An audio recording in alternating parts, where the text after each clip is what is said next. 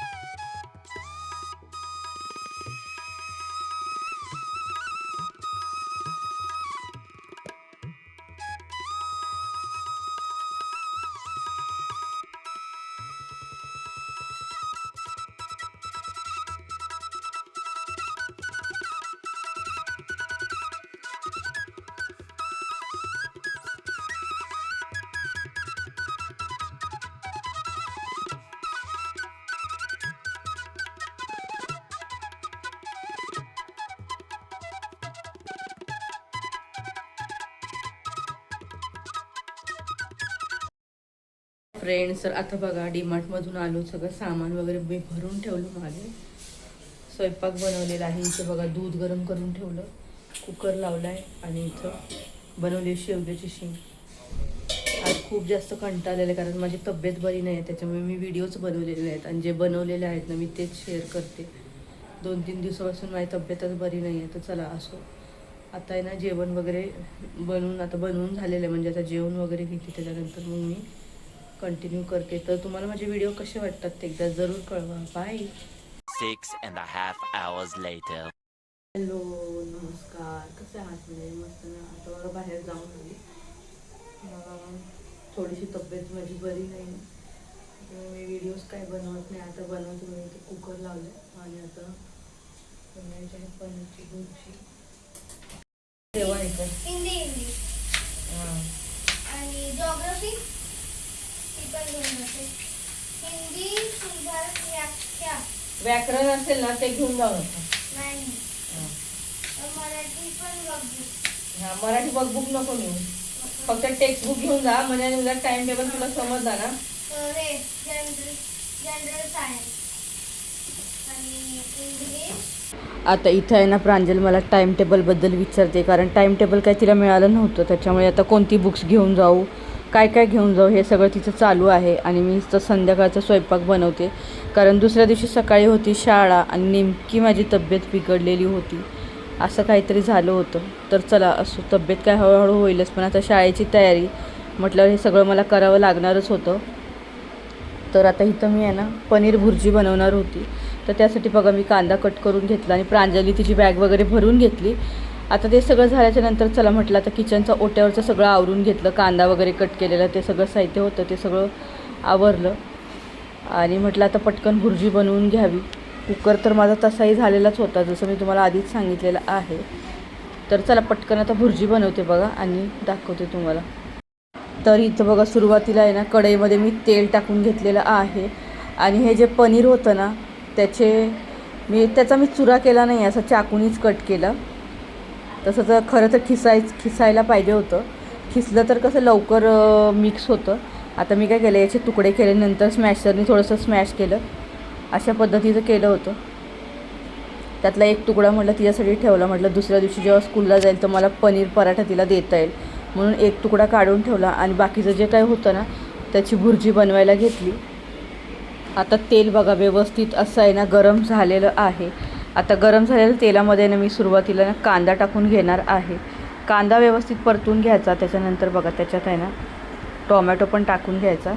त्याच्यानंतर बघा मी मिरच्या टाकून घेतल्या, कढीपत्ता टाकला आणि बघा आता जगभरातले मसाले टाकून घेतलेले. थोडंसं हळद टाकायची, थोडंसं तिखट टाकायचं, कारण आपण मिरच्या टाकलेल्या आहेत ना त्याच्यामुळे. तब्येत बरी नाही त्याच्यामुळे बघा मध्ये मध्ये मला खोकला पण यायला लागला होता. मसाले टाकल्याच्यानंतर तर अजूनच यायला लागला. हे सगळं मसाले चांगले भाजून झाले ना की आपल्याला त्याच्यामध्ये ना हे पनीर जे टाकलेलं आहे ना म्हणजे बारीक केलेलं आहे ते टाकून घ्यायचं आणि व्यवस्थित परतवून घ्यायचं आहे. सिंपल पद्धतीची ही भुर्जी आहे ना खरंच खूप छान लागते बरं का. चवीला उत्तम आणि झटपट तयार होते. खरं तर आता पनीर आहे ना मिळायचं बंद झालेलं आहे दुकानांमध्ये. कुकर तिकडं होतो आहे आणि मला आता डाळ बनवून घ्यायची होती. हे बघा मस्त इथं भुर्जी आपली तयार झाली. आता बाकीचं सगळं जेवण पण माझं तयार झालेलं होतं. हे सगळं झाल्यावर नंतर बघा मी डाळ बनवून घेतली आणि चपात्या इथं लाटून घेतलेल्या आहेत. तर काय 5-6 चपात्या बनवायच्या होत्या त्या सगळ्या लाटून घेतल्या आणि डाळ तर इथं झालेलीच आहे. पनीरची भुर्जी होती आणि भात होता. तर असं होतं रात्रीचं जेवण, कारण तब्येत बरी नसल्यामुळे ना तोंडाला चव पण नव्हती म्हणून खरं तर इथं भुर्जी बनवायला घेतली होती मी. बरं नसलं की कसं आपल्याला काही सुचतच नाही मग काय बनवायचं काय नाही. मग हे सगळं करून झालं ना की किचनच्या ओट्यावर बघा पसारा किती झालेला आहे. ते सगळं आवरून घेतला. कारण असं सर्व पसारा ठेवून जेवायचं म्हटलं ना की मग जेवण झाल्याच्या नंतर खूप जास्त कंटाळा येतो. म्हणून काय केलं इथं गॅस वगैरे सगळं हे करून घेतलं म्हणजे. आणि हे जे जेवण होतं ना आता जेवण काय काय बनवलं सगळ्यात आधी ते दाखवते आणि हे सगळं झाल्यावरती मग मी जेवण वाढलं. तर त्याच्या अगोदर जेवण दाखवते काय बनवलेलं आहे ते. तर इथे शेवटची चपाती बघा मी भाजून घेते. डाळ तर आपली झालेली होतीच, भुर्जी पण झालेली आहे, चपात्या आणि भात हे सगळं जेवण आता झालेलं होतं ऑलमोस्ट. जेवण दाखवते बघा. इथं बघा चपात्या आहेत, भात आहे, डाळ इथं बनवलेली आहे, इथं भुर्जी आहे. मस्त सगळ्यांनी जेवण वगैरे केलं आणि मग दुसऱ्या दिवशी प्रांजल शाळेत गेली आणि मग मी म्हटलं चला थोडासा राऊंड मारून यावं म्हणून इथे सकाळी मी इथे 7:30 वाजता आलेली होती. बघू शकता सकाळी 7:30 वाजताचं हे वातावरण आहे. खूप सुंदर असं वाटत होतं. सकाळी म्हटलं थोडंसं चालावं कारण तब्येत बरी नसल्यामुळे. तर असा होता आजचा दिवस.